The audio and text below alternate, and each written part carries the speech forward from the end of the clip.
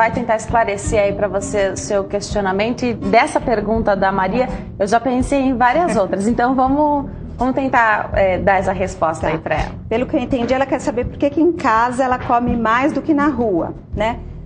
Para mim isso é muito claro, porque em casa ela lembra muito do filho, né? E na rua não, na rua ela não, pelo que ela contou, na rua ela não convivia com o filho, então ela está em ambientes que não lembra ele. Então chega em casa, vem a lembrança, vem a ansiedade, vem a vontade de comer. Agora, existe também a ansiedade de emagrecer. Existe. Né?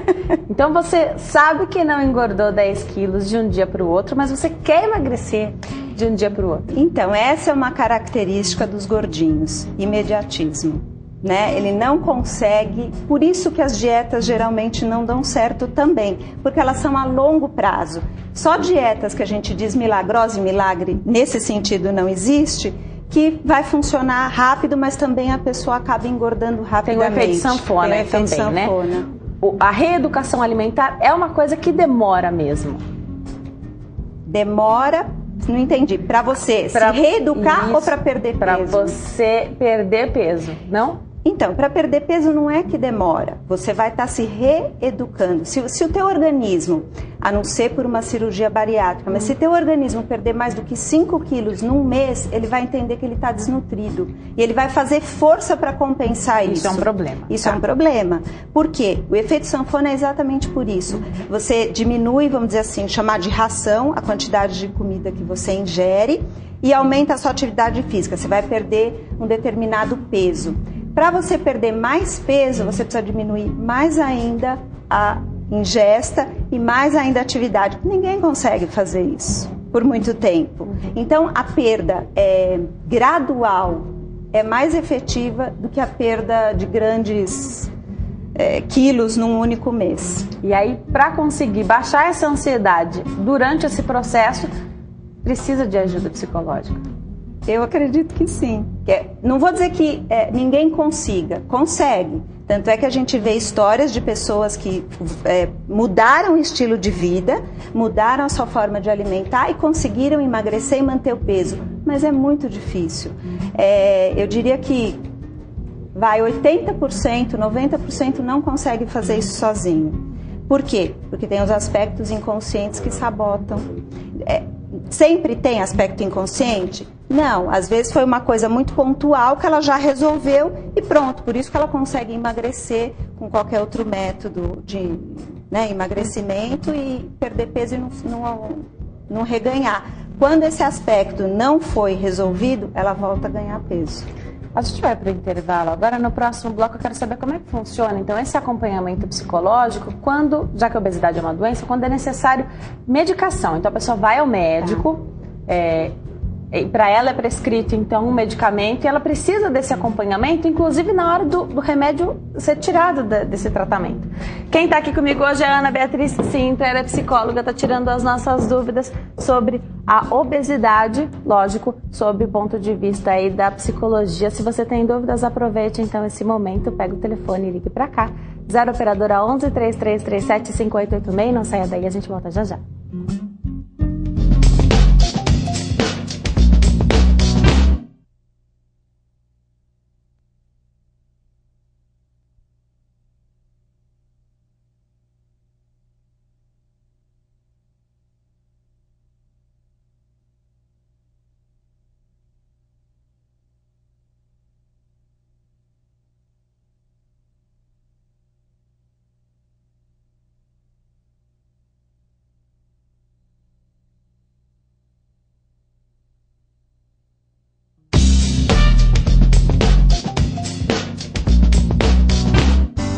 Nós estamos de volta ao Consulta ao Doutor de hoje, fala sobre a obesidade. Quem está tirando as nossas dúvidas é a psicóloga Ana Beatriz Sintra. Então a gente está falando sobre a obesidade como doença, que é o que ela é, sob o ponto de vista da psicologia.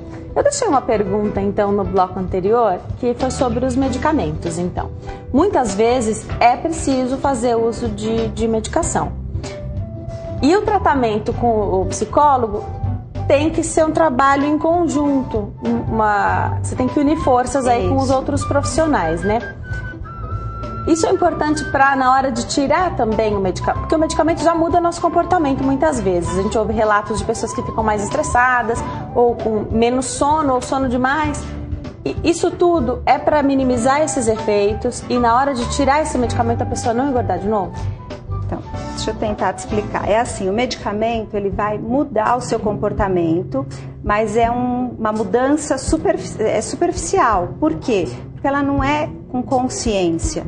Então, você tirou o medicamento, todo o comportamento antigo vai voltar. O que a terapia faz? Faz a mudança consciente desse comportamento. Aí você pode retirar, que a gente chama de desmame do remédio, paulatinamente o remédio, sem ter o problema de voltar com antigos comportamentos. E isso não é só para emagrecer, isso também está ligado à depressão, à síndrome do pânico, a todas as doenças psicopatológicas que têm remédio. Tá. A obesidade ela gera alguns problemas aí, né? Fora as doenças relacionadas, vamos falar um pouquinho do bullying. Tem muita criança, adolescente que procura, os pais levam essa criança ou esse adolescente ao psicólogo para trabalhar com esse depende problema? Muito da idade, né? Crianças, assim, a gente percebe que até 10, 11 anos, ainda não entraram na adolescência, elas sofrem muito menos bullying. É mais os pais que acham que a criança sofre por ser gordinha, é um preconceito dos pais, dos que estão em volta, do que da própria criança. Ela muitas vezes relata que ela nem percebe que ela tem esse excesso de peso, que ela é diferente das outras crianças. Porque a maioria das pessoas, isso criança e adultos também, só percebe o excesso de peso quando ele começa a ter limitações físicas ou alguma doença mais grave associada. Só que, por exemplo, diabetes o adulto tem consciência, a criança não. Para ela nem sabe o que é diabetes. Então não seria um limitador para ela. Ela só sabe que ela vai ter que deixar de comer doce, mas não sabe, não entende o porquê, né? Então, a parte que sofre mais bullying é da adolescência em diante. E existe sim, porque adolescente é cruel, né? É só você sair do padrão da normalidade, né? Do comum, não vou nem dizer da normalidade, do comum, você sofre bullying. Tá. E aí mesmo esse adolescente que ainda não percebeu esse excesso de peso, vai fazer o tratamento, isso é bom? De repente ele não está ainda ligado nessa questão, muitas vezes não terminou de crescer, já é feito como prevenção? Tá. Então, é importante porque leva a prevenir. Por exemplo, a criança gordinha, ela tem hormônios liberados mais cedo e daí ela para de crescer mais cedo, a menina menstrua mais cedo e isso acaba influenciando em todo o organismo.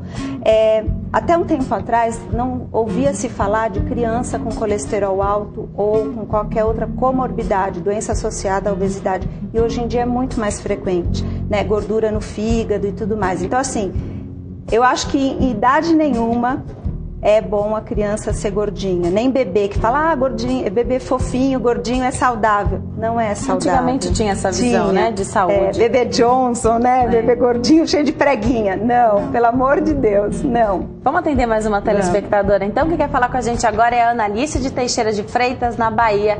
Olá, Analice, boa tarde para você. Alô, Analice, você me ouve? Oi. Não, tem assim 2 anos e 6 meses que eu perdi meu filho. Aí depois que eu perdi meu filho, eu comecei a ganhar peso. Aí eu pesava 60 quilos, agora estou com 64 quilos e quase não me alimento. Eu não tenho assim apetite. Outra coisa também que é agravante também é o meu cabelo que... Infelizmente a gente perdeu o contato com a Analice, mas pelo relato dela acho que já dá pra gente dar uma direção. Então, aí ela né? precisaria investigar se não tem alguma desordem hormonal até, né? Porque as emoções, elas liberam hormônios, elas bagunçam o nosso organismo, para falar a verdade, né? Só emoções positivas que fazem a gente ter mais saúde. As emoções tristes, as emoções negativas bagunçam todo o nosso organismo e pode ter bagunçado algum hormônio que faça ela engordar sem ela comer. Mas tem um outro aspecto também, o gordinho nunca acha que come muito, né? Por exemplo... Então é difícil com esse relato saber se come muito ou não. Ela precisaria fazer um diário alimentar, né? Que suas nutricionistas ensinam. Porque o gordinho, ele principalmente, sei lá, tá vendo televisão, ele pega uma caixa de bis, come inteira e nem se dá conta que comeu a caixa inteira, ainda fala, quem comeu? E ele tá lá sozinho, né? Então, não fica o registro. Então, isso a gente também precisa levar em conta. Agradeço, então, a participação da Analice, falando com a gente ao vivo de Teixeira de Freitas, na Bahia. A gente perdeu aí o contato, mas deu para passar essa mensagem. Agora, o psicólogo trabalha muito com ajudar as pessoas a lidar com as emoções, né? Um autoconhecimento e tudo mais. O ideal é que a pessoa saiba controlar tudo isso, porque a gente sabe que são eventos tristes, mas são eventos que acontecem. O ideal é saber fazer com que isso não bagunce a vida da pessoa? Então, o natural de um luto, né, é de 1 ano. E ele vai de uma intensidade mais alta, vai diminuindo. Passou de 1 ano, a gente já diz que é patológico. Aí precisa ser tratado, não antes. Antes é normal sofrer. Tá. Então, até 1 ano, um luto de 1 ano. Isso, quando a gente fala em luto, o psicólogo também classifica como luto, por exemplo, quando alguém sai da sua vida, mesmo que ela não tenha morrido. Sim. Qualquer perda é um luto. Qualquer perda, então, 1 ano é normal essa tristeza. Isso. Quando é um relacionamento que sai, aí eu diria que é menos tempo, né? Mas não tem um tempo específico, ela precisa ir de uma intensidade mais alta e ir diminuindo isso, né? Tá. Agora, se durante esse luto, então, mesmo que normal, durante 1 ano, a pessoa começar a engordar excessivamente, ganhar esse peso, ela já tem que buscar ajuda. Mas aí já não é normal, aí né? Não é ela normal? Tá tentando compensar de uma outra forma. Geralmente a pessoa faz isso para esquecer a dor, né? Para tentar amenizar a dor. Ela não vivencia a dor. Então ela acaba ou trabalhando demais, que a gente fala que é tapar buracos, né? Ou trabalhando demais, ou vai para academia demais, ou come demais. Ou fuma demais, ou bebe demais. A gente falou da criança e do adolescente, agora um ponto muito importante quando a gente fala desse público é a atitude da família também. Porque se a família tem o pensamento ou as atitudes que favoreçam a obesidade, é ruim você levar só uma pessoa para fazer esse tratamento como psicólogo, ainda que os outros não sejam obesos. É verdade.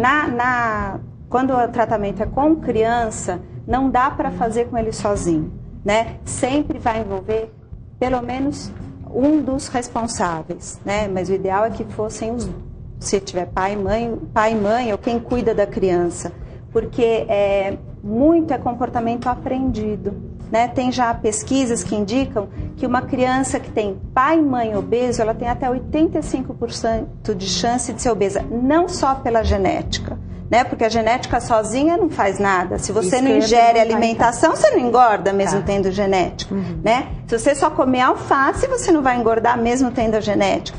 Ela é composta de um hábito, né? Da genética, de um hábito e de questões emocionais, para ter um conjunto e para ser obeso. Por isso que tratar só numa frente não resolve.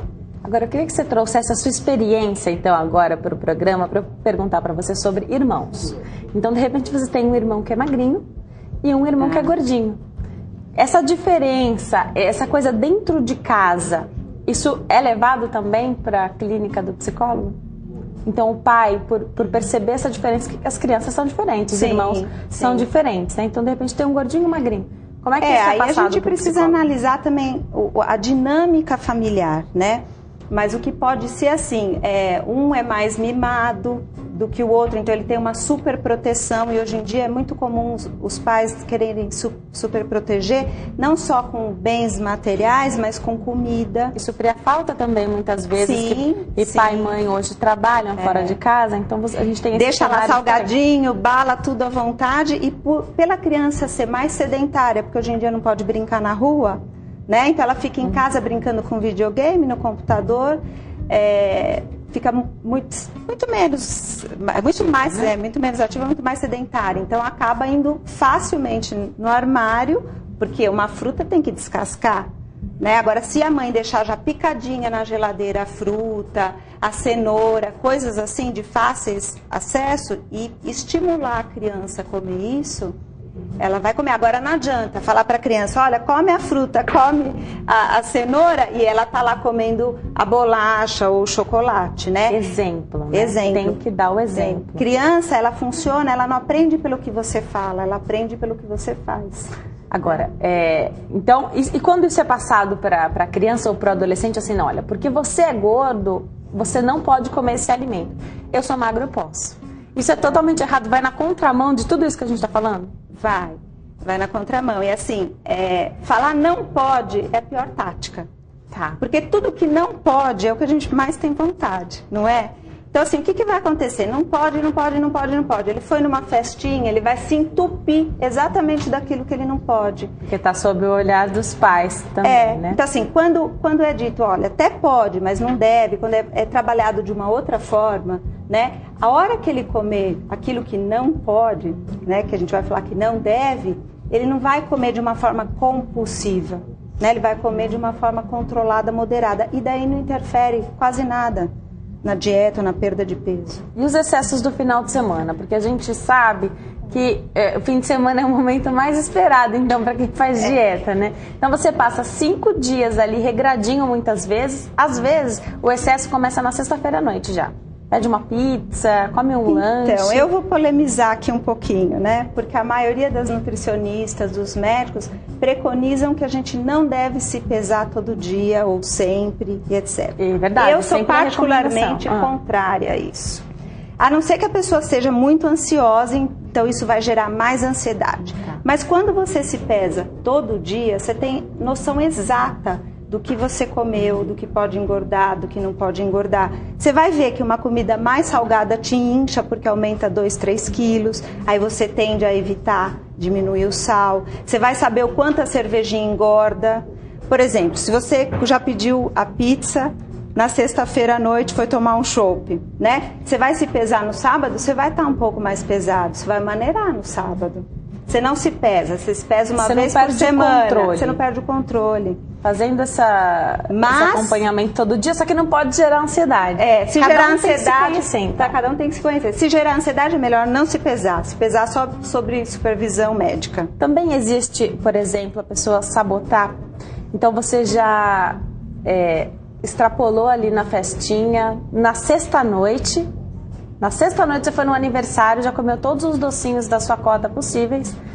Aí você fala assim, já exagerei mesmo na sexta agora, sábado e domingo, deixa pra lá. Isso acontece? Acontece muito, porque não que o obeso tenha uma personalidade específica, mas ele tem uma característica de ser 8 ou 80. Então é exatamente assim, ele faz, aí ele é liberado, né? Ou tem aquele dia que fala dia do lixo, dia da folga, qualquer coisa semelhante, e ele abusa, ele consome todo o excesso que ele não consumiu durante todos os dias.